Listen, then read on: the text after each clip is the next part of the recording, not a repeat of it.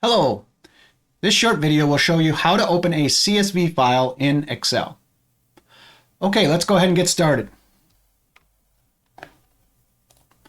So let us suppose that in my File Explorer here, I have a CSV file. Again, the CSV stands for comma separated values.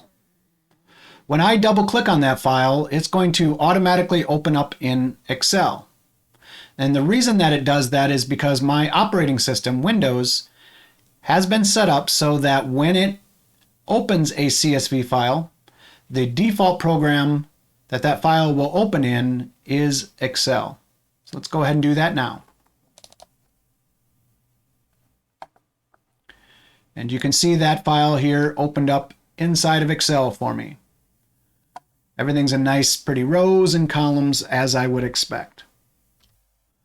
Okay, that does it then for how to open a CSV file in Excel.